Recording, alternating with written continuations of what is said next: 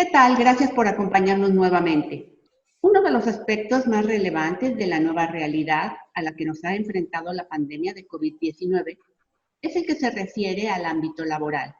Para hablar de este desafío que afecta a millones de personas, nos encontramos hoy con la especialista en psicología organizacional, la maestra Claudia Angélica Arellano, a quien le agradezco su disposición para platicar con nosotros. Maestra, ¿cuáles son los elementos fundamentales que nos permitirán adaptarnos a esta nueva realidad laboral? Iniciemos hablando de los que deberán cubrir los centros de trabajo. Muy bien. Es importante mencionar que regresando en unas semanas ya como tal a una realidad laboral oficialmente designada como tal, habrá dos cambios importantes que se requieren de nosotros en cuanto a comportamientos y actitudes. Uno tiene que ver con los cambios que se requieren dentro de los centros de trabajo, es decir, que corresponderán al patrón, dueño, jefe o departamento encargado al respecto. Y por otro lado están los cambios individuales que se espera de cada uno de nosotros para poder hacer frente a la extinción o bien evitar la propagación de este virus COVID-19. ¿Y cuáles serán los requerimientos individuales de estos nuevos escenarios de trabajo? Okay. En cuanto a los comportamientos individuales, tiene que ver con la obediencia y seguimiento, sobre todo de una serie de recomendaciones que se nos hacen. Por ejemplo, se nos pide evitar cualquier uso de joyería u objeto metálico, así como tener una higiene mayor, así como una apariencia en la cual se evite utilizar corbata, bigote, barba, para, decíamos, evitar la propagación del virus y los fómites. Un fómite es un objeto carente de vida que finalmente puede llegar a contaminar a otro individuo. También necesita como tal evitar hacer el uso múltiplo compartido de objetos como son los teléfonos, el equipo de protección personal o EPP, si es que se utiliza, nos referimos aquí a zapatos, guantes, fajas, cascos, etcétera. Así como también papelería. Recordemos que todo esto puede dar pie a la autoinoculación. Este término tiene que ver con la comunicación de una enfermedad a un organismo vivo por transferencia que puede llegar a resultar en un cultivo. Asimismo, pues como ya decíamos, limpieza del área de trabajo. Siempre es importante entender que esto requiere de nuestra participación, no esperar que el personal de limpieza lo lleve a cabo, sino uno, como tal, al inicio de nuestra jornada laboral, demos una limpieza básica, sobre todo aquello donde tenemos mayor contacto, sobre todo físico, con las manos, con la voz, etc. Entonces se referiría al teclado, a cajones, a nuestra pantalla, equipo electrónico. Ya decíamos, se ha hablado mucho de la importancia del lavado de manos con agua, jabón y o gel. Evitar contactos sin protección, es decir, tenemos que hacer cambios, como decíamos hace un momento. Sabemos que el mexicano está muy acostumbrado a ser apapachador, a tener contacto físico, pero en esta nueva realidad se requiere como tal que, pues, en el trabajo, sobre todo nos estamos refiriendo a eso, evitemos el saludo de beso, de mano, evitar los abrazos. Hay personas que han probado que se puede saludar ahora de codo con el. Sabemos que se ha recomendado estornudar cubriéndonos con la parte interna del codo. Entonces, al tocar codo con codo, pues podemos nuevamente propagar el virus. Es importante también seguir los lineamientos que establezca nuestro centro de trabajo.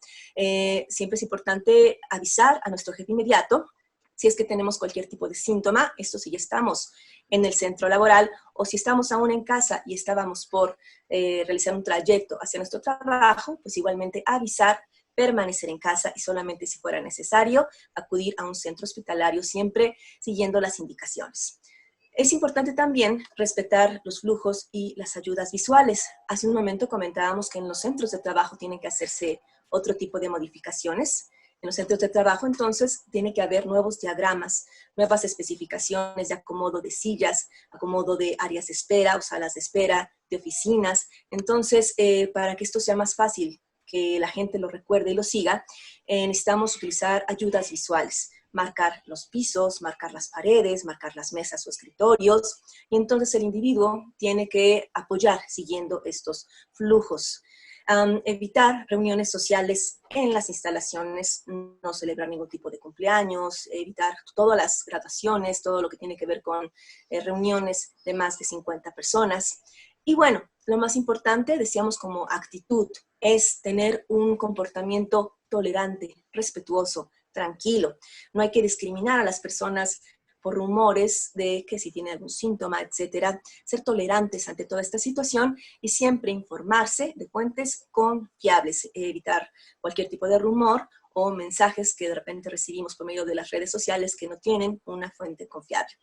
Y otro punto interesante es evitar la famosa somatización, que sabemos que una somatización es un efecto de la mente en el cual podemos generar cualquier tipo de reacción en nuestro cuerpo únicamente por control mental. Es decir, uno genera algún tipo de alteración física únicamente en cuanto a sintomatología, pero que no tiene una razón legítima o comprobada, y esto puede ocasionar que nos desconcentremos en nuestras actividades y en nuestra estabilidad emocional. Ahora bien, este panorama implica también el desarrollo de nuevas habilidades. ¿Cuáles serían estas habilidades? Y también me gustaría que nos hablara de cuáles son las oportunidades que tendrán los trabajadores en México, aquellos sobre todo que no posean estas competencias y que no puedan adquirirlas en el mediano plazo. Muy bien. Respecto a las habilidades no técnicas, sino habilidades personales, individuales que se pueden llevar a cabo en el trabajo, podríamos mencionar las más relevantes en los tiempos actuales que estamos viviendo, que serían trabajo en equipo, comunicación, liderazgo, adaptabilidad y flexibilidad, entre otras. Sin embargo, también es necesario que mostremos tener un pronto aprendizaje o disposición al aprendizaje, como lo es el manejo de las tecnologías o TICs, es decir, romper barreras ante decir no puedo, no sé, y cambiarlo por decir voy a aprender, yo puedo manejarlo igual que otras personas, únicamente con, como ya decíamos, tolerancia, persistencia. Todas estas habilidades, respondiendo a su pregunta, pueden desarrollarse. Efectivamente, algunas se desarrollan a mediano plazo, otras a largo plazo. Entre aquellas a mediano plazo están la flexibilidad, la adaptabilidad, y otros requieren mayor tiempo, como decíamos, el uso de la tecnología. Sobre todo tiene que ver la edad, tiene que ver también cuál es tu estatus sociocultural y académico, pero en cualquiera de los casos, el ser humano tiene la capacidad de aprender. Lo más importante aquí es tener la voluntad. Una persona, si quiere, puede.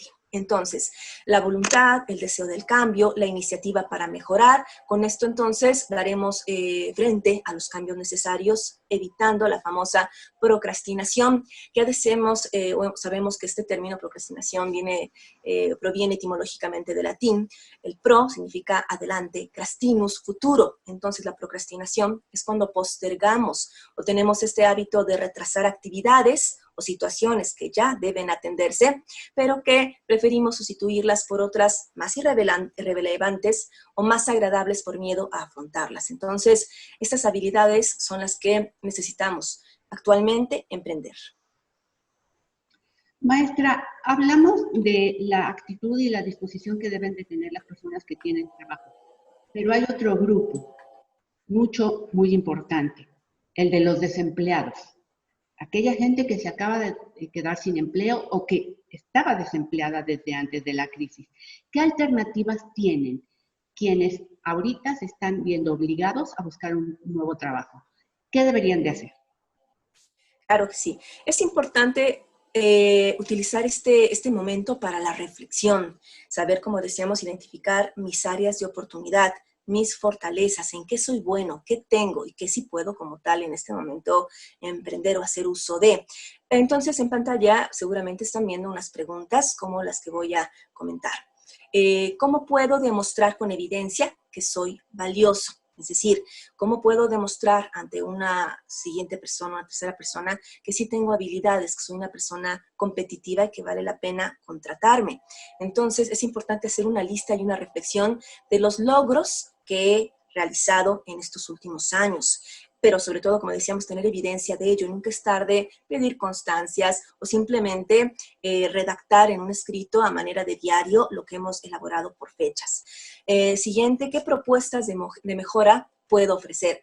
Lo que actualmente buscan entonces las empresas, como ya habíamos dicho, son personas proactivas, que no esperen una orden o una requisición, una solicitud para emprender algo. Entonces, es importante que nosotros pensemos qué propuestas puedo yo hacerle a una persona para que pueda entonces contratarme. ¿En qué historias de éxito he participado? Por ejemplo, si hubo algún recorte de personal masivo y salí como tal, no en esa lista, sino que me quedé, pues seguramente fue por algo. Si obtuve algún ascenso, si fui una persona que capacitó a otras, todo eso finalmente vale la pena mencionar. Documentar nuestras ideas y nuestros proyectos. Muchas veces tenemos ideas muy buenas, pero que decíamos mentalmente, emocionalmente nos bloqueamos y decimos, no va a ser posible, no voy a poder. ¿Por qué no cambiarnos el chip y decir, sí puedo, voy a empezar a tratar de desarrollarlo?